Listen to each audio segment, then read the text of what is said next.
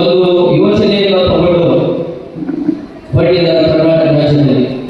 ಅದು ಏನಪ್ಪಾ ಅಂತಂದ್ರೆ ಎಲ್ಲ ನಮ್ಮ ಮುಸಲ್ಮಾನ್ ಬಾಂಧವರು ಎಜುಕೇಶನ್ ಅನ್ನ ಪಡಿಬೇಕು ಅಂತ ಹೇಳಿ. ಹಾಗೆ ಇಸ್ಲಾಂ ಮತ್ತು ಜ್ಞಾನ ಇದು ಪ್ರಥಮ ಮತ್ತು ಮಹಾ ಬೆಳಕಾಗಿದೆ. ನಾವು ನಮ್ಮ ಮಕ್ಕಳ ಭವಿಷ್ಯವನ್ನು ಯೋಚಿಸುವಾಗ ನಮ್ಮ ಮೂಲಗಳು, ಪರಂಪರೆ ಮತ್ತು ಧರ್ಮದ ಬೋಧನೆಗಳನ್ನ ನೋಡುವುದು ಇವತ್ತು ಬಹಳ ಅಗತ್ಯ ಇದೆ. ನಮ್ಮ ಧರ್ಮ, ನಮ್ಮ ಇತಿಹಾಸ, ನಮ್ಮ ಉಪದೇಶ ಎಲ್ಲವೂ ಮೊದಲಿಗೆ ನಮಗೆ ಕರೆಯುವುದೇ ಜ್ಞಾನದ ಕಡೆ. ಆದರೆ ಇಸ್ಲಾಂ ಕೇವಲ ಪರಿಸರದ ಆರ್ಡರ್ ಮಾಡುವುದಿಲ್ಲ, ಆಜ್ಞೆ ಮಾಡುವುದಿಲ್ಲ, ಕಾರಣ ಕೊಡ್ತೇವೆ, ದಾರಿ ತೋರಿಸ್ತೇವೆ, ಗುರಿ ಕೂಡ ತಿಳಿಸ್ತೇವೆ. ಕುರಾನ್ನ ಮೊದಲು ಬಂದ್ರೆ ಇಕ್ರಾ ಎಂದು ನಮ್ಮ ಹುಜೂರ್ ಸಲ್ಲಲ್ಲಾಹು ಅಲೈಹಿ ವಸಲ್ಲಂ ಅವರು ಓದಿರಿ ಅಂತ ನಮ್ಮನ್ನ ಹೇಳಿದ್ದಾರೆ. ಅದೇ ರೀತಿ ರಸೂಲ್ ಪಾಕ್ ಸಲ್ಲಲ್ಲಾಹು ಅಲೈಹಿ ವಸಲ್ಲಂ ಅವರು ಹೇಳ್ತಾರೆ, ಶಿಕ್ಷಣ ಪ್ರತಿಯೊಬ್ಬರ ಮೇಲಿನ ಫರ್ಜ್ ಆಗಿದೆ ಅಂತ. ಹಜರತ್ ಅಲಿ ರಹಮತುಲ್ಲಾಹಿ ಅಲೈಹಿ ನಮ್ಮನ್ನೆಲ್ಲ ಯಾಕೆ ಹೇಳಿದ್ರು? ಮಾನವನ ಮೊದಲಿಗೆ ರಕ್ತವಲ್ಲ ಜ್ಞಾನವೇ ಕಾರಣ ಅಂತ ಹೇಳಿದ್ರು. ಏಕೆಂದ್ರೆ ಶಿಕ್ಷಣ ಮನುಷ್ಯರನ್ನು ತೆರೆದ ಮನಸ್ಸನ್ನಾಗಿ ಮಾಡುತ್ತಿದೆ. ನಮಗೆ ಹೃದಯಕ್ಕೆ ನ್ಯಾಯದ ಭಾವನೆಯನ್ನು ಕೊಡ್ತದೆ ಮತ್ತು ಸಮಾಜದ ಬಲಿಷ್ಠವಾಗಿ ಮಾಡುತ್ತದೆ. ಇಮಾಮ್ ಗಜಾಲಿ, ಅಲ್ಲಾಮಾ ಇಕ್ಬಾಲ್ ಅವರು ಹೇಳ್ತಾರೆ, ಪ್ರತಿಯೊಬ್ಬರು ಶಿಕ್ಷಣವನ್ನು ಜನಾಂಗದ ಪ್ರತಿಯ ಭಾಗವೆಂದು ಹೇಳಿದ್ದಾರೆ. ಅಂದ್ರೆ ಇದರ ಅರ್ಥ ನಮ್ಮ ಪ್ರಗತಿಯ ದಾರಿ ಪಠ್ಯ ಪುಸ್ತಕಗಳ ಮೂಲಕವೇ ಅದು ಹೋಗ್ತದೆ. ಮತ್ತು ಈ ನೆಲದಲ್ಲಿ ಇಲ್ಲಿ ಮತವನ್ನು ನೋಡುವುದಿಲ್ಲ, ಸಾಮರ್ಥ್ಯವನ್ನು ನೋಡ್ತಾರೆ. ಇಲ್ಲಿ ಹೆಸರು ಹೇಳುವುದಿಲ್ಲ, ಸಾಮರ್ಥ್ಯವನ್ನು ನೋಡ್ತಾರೆ. ಇದೇ ನಮ್ಮ ಕರ್ನಾಟಕ. ಇಲ್ಲಿ ಹಜರತ್ ಟಿಪ್ಪು ಸುಲ್ತಾನ್ ಅವರು ಹೇಳ್ತಾರ, ಜ್ಞಾನ ಮತ್ತು ಧೈರ್ಯ ಈ ಎರಡರಲ್ಲಿ ಜನಾಂಗಗಳು ಬೆಳೆಯುತ್ತಾವ ಅಂತ ಹೇಳ್ತಾರೆ. ಹಜರತ್ ಟಿಪ್ಪು ಸುಲ್ತಾನ್ ಅವರು ಹೇಳ್ತಾರೆ. ನೀವು ಕಾರ್ಯಕ್ರಮ ಕೇಳಾಕಂತಂದ್ರೆ ಚಪ್ಪಾಳಿ ಬರ್ತಾವಂತ ತಿಳ್ಕೋತೀವಿ. ಇಲ್ಲ ನೀವು ಕನ್ನಡ ಕಾರ್ಯಕ್ರಮ ಇತ್ತಂತಂದ್ರೆ ನಾ ಏನು ಹೇಳಾಕಿದ್ದೀನಿ. ಯಾಕಂದ್ರೆ ಹಜರತ್ ಟಿಪ್ಪು ಸುಲ್ತಾನ್ ಅವರ ಬರೀ ಸೌಂಡಿಗೆ ಕುಡಿಯೋದಾದ್ರೆ ನಾವು ಏನು ಪ್ರಯೋಜನ ಇಲ್ಲ. ಅವ್ರು ಹೇಳಿದಂತ ಮಾರ್ಗದರ್ಶನ ಇವತ್ತು ಬಹಳ ಅವಶ್ಯಕತೆ ಇದೆ ನಾವು ಶಿಕ್ಷಣದಲ್ಲಿ. ಬರೀ ನಾವು ಟಿಪ್ಪು ಸುಲ್ತಾನ್ ಎದಿ ಹೊಡ್ಕೊಂಡ್ರೆ ಏನೂ ಆಗುವುದು, ದೊಡ್ಡ ಜೀವ ಆಗ್ತದೆ. ಅವ್ರ ಮಾರ್ಗದರ್ಶನವನ್ನು ಪಾಲಿಸಿದ್ರೆ ಮಾತ್ರ ಇಲ್ಲಿ ಕುಂತ ವಿದ್ಯಾರ್ಥಿಗಳ ಭವಿಷ್ಯವನ್ನು ನಾವು ಉದ್ಧಾರ ಮಾಡ್ತೀವಿ. ನಾವು ಯಾಕೆ ಜಮಾತ್ಗಳನ್ನು ಆಯ್ಕೆ ಮಾಡಿ ಇವತ್ತಿನ ಕಾರ್ಯಕ್ರಮ ನಾವು ಕರ್ತೀವಿ ಅಂತಂದ್ರೆ, ಒಂದು ದಸ್ತ ಜಮಾತ್ ಅದು ಸತ್ತಾಗಬೇಕು, ಅದು ಮಗು ಹುಟ್ಟಿದಾಗಬೇಕು, ನಾವು ಯಾಕೆ ಬಸ್ತಿ ಮಾಡಾಕತ್ತೀವಿ ಅನ್ನಬೇಕು, ಮದುವೆ ಮಾಡಾಕತ್ತೀವಿ ಅನ್ನಬೇಕು, ಸಣ್ಣ ಪುಟ್ಟ ಜಗಳ ಆದಾಗ ಬಗೆಹರಿಸ ಜಮಾತ್ ಬೇಕು. ದೊಡ್ಡ ಪ್ರಮಾಣದಲ್ಲಿ ಆಸ್ತಿಯ ಕೋರ್ಟ್ ಕಚೇರಿ ಒಳಗೆ ಬಗೆಹರಿಯಲಿಕ್ಕೆ ಅದನ್ನು ಬಗೆಹರಿಸತಕ್ಕಂಥ ಕೆಲಸ ಜಮಾತ್ ಮಾಡೋದು. ಅದರ ಸಲುವಾಗಿ ಅವರು ನಿಮ್ಮನ್ನು ಆಯ್ಕೆ ಯಾಕೆ ಮಾಡಿ ಕಲಿಸುವಂತಂದ್ರೆ ನಮ್ಮ ಮಕ್ಕಳ ಭವಿಷ್ಯ ನಿಮ್ಮ ಕೈಯಾಗಿದೆ. ಕಲಿಸುವ ಮಾಸ್ತರ್ ಕೈಯಾಗ ಅರ್ಥ ಐತಿ, ಅದಕ್ಕೆ ಹೆಚ್ಚಿಗೆ ನಿಮ್ಮ ಕೈಯಾಗೈತಿ.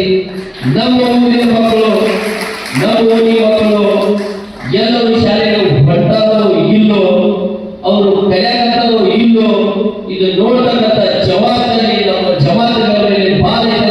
ಇವತ್ತು ವೇದಿಕೆ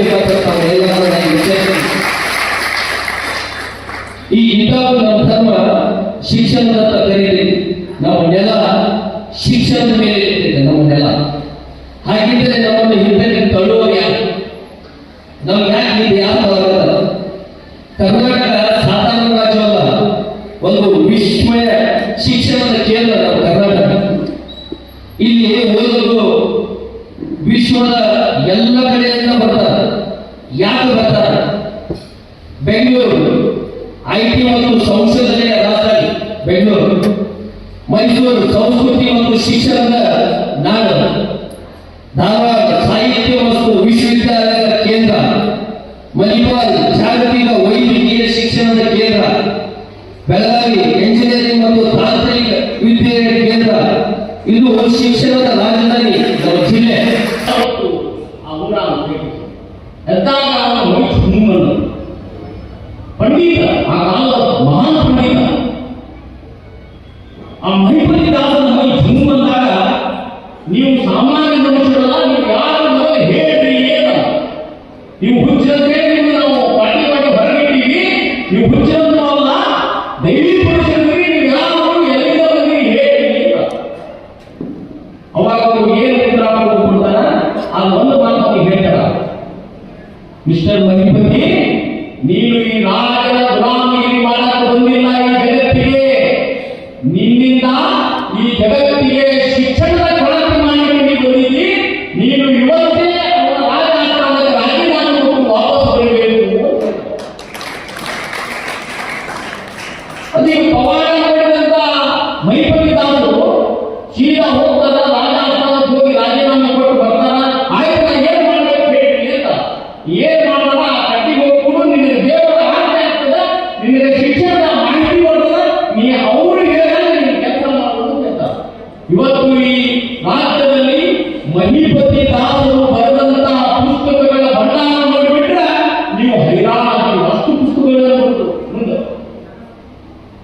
ಇವತ್ತಿಗೂ ಕಾಕನಿಗೆ ಅವರ ಕೋಟೆಯಲ್ಲಿ ಈ ಇಬ್ಬರು ಮುಸಲ್ಮಾನರ ಸೂಫಿಗಳಿಂದ ಅವರ ಗೋರಿಗಳು ಅವರ ಬಾಗಿಲುಗಳು ಅವರನ್ನು ನಮಸ್ಕಾರ ಮಾಡಿ ಮುಂದೆ ಮಹಿಪತಿ ದಾಸರ ಗೋರಿಗೆ ಹೋಗಿ ನಮಸ್ಕಾರ ಮಾಡ್ತಾರೆ. ಇದು ನಮ್ಮ ಇಸ್ಲಾಂ ಧರ್ಮ ಬೇರೆ ಧರ್ಮದವರಿಗೆ ನೀಡಿದಂತ ಶಿಕ್ಷಣದ ಒಂದು ನೀತಿ ಪಾಠ.